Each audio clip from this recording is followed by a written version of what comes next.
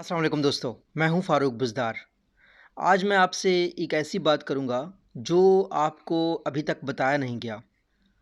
کچھ عرصے سے پاکستان میں موٹیویشنل سپیکرز آ گئے ہیں، اسٹیٹس کو کی نمائندگی کرتے ہیں، چاہتے ہیں ہر انسان ان سے خوش رہے، جس کی وجہ سے وہ سچ نہیں بتاتے، اور اگر وہ سچ بتاتے تو شاید حکومت بہتر ہو جاتی، شاید ہمارے آفیسز، ہمارے جو ملک کے ادارے ہیں وہ بہتر ہو جاتے۔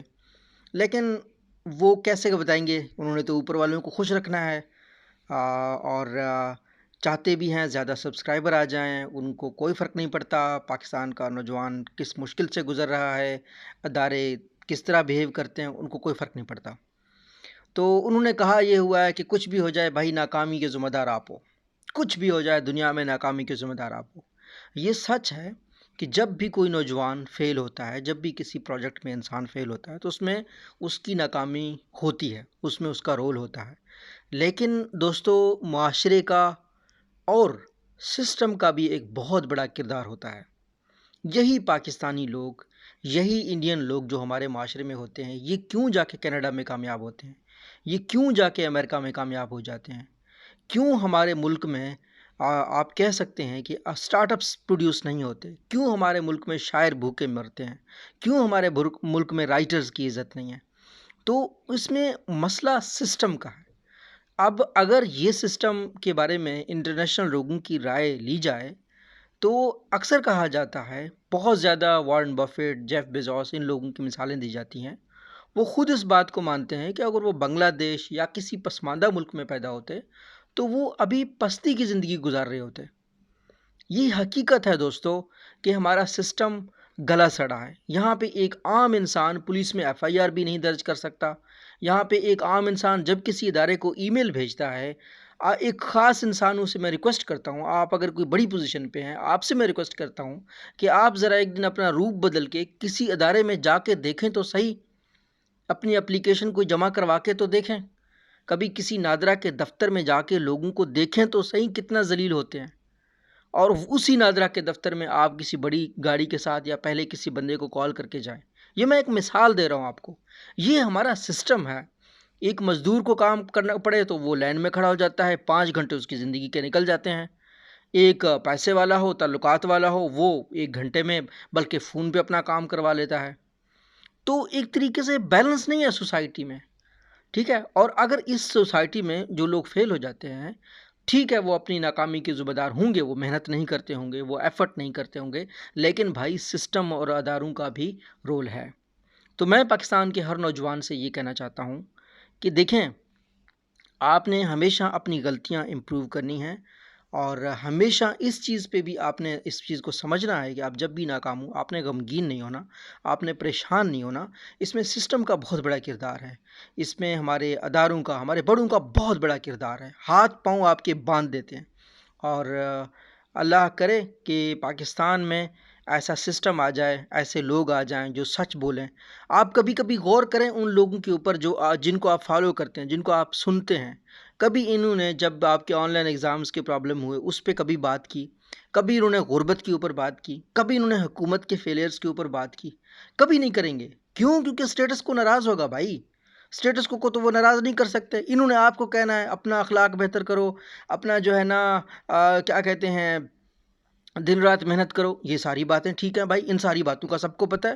ماں باپ کو اخلاق سے پیش آؤ، جناب جھک کے سلام کرو، یہ کتاب پڑھو، یہ تو وہ باتیں ہیں جو ہر دنیا کے انسان کو معلوم ہے بھائی۔ مسئلہ سسٹم کا ہے۔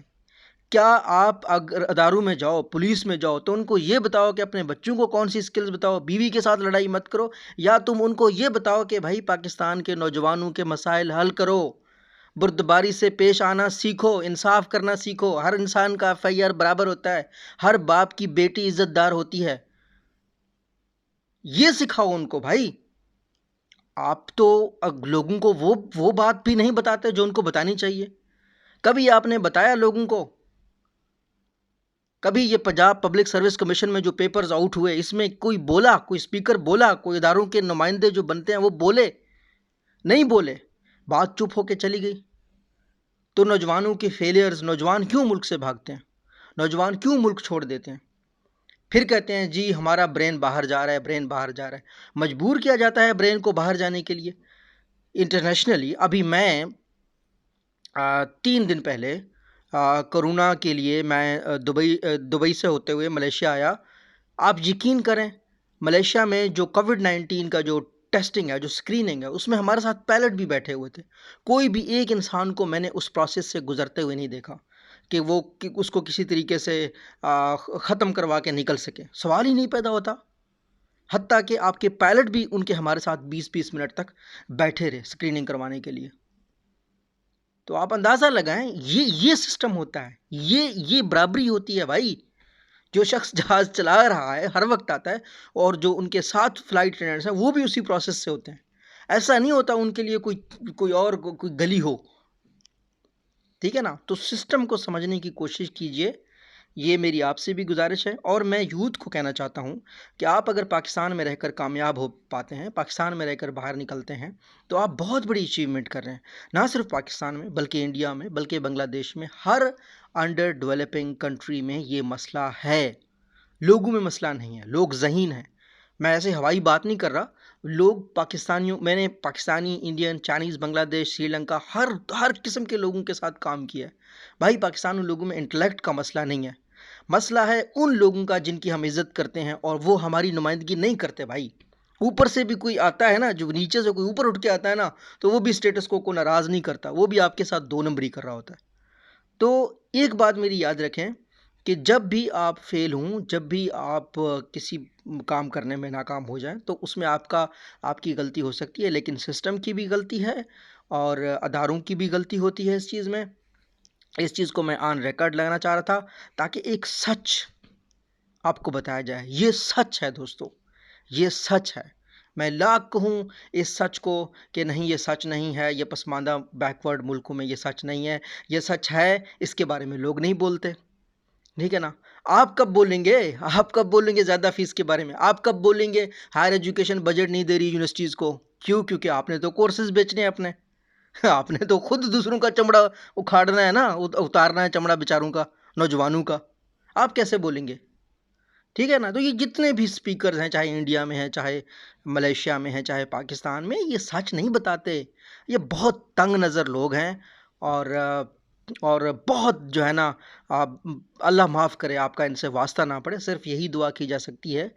اور نوجوانوں کو بھی میری یہی ریکویسٹ ہے کہ ہمیشہ کوشش کریں سسٹم کو بدلیں۔ انشاءاللہ ایک دن ضرور آئے گا جب پاکستان بدلے گا، پاکستان میں چیزیں بہتر ہوں گی۔ مجھے امید ہے وہ دن قریب نہ صحیح بہت جلد ہوگا انشاءاللہ۔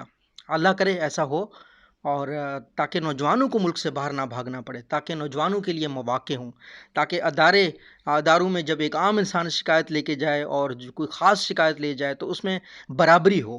یہ نہ ہو کہ ایک بندہ شکایت کرے اور وہ اس کے کہنے پہ دوسری کی زندگی عذاب بنا دی جائے، اور ایک بندے کی ای میلز ہی نہ پڑھی جائیں، ایک بندے کی کمپلینٹ ہی نہ دیکھی جائے۔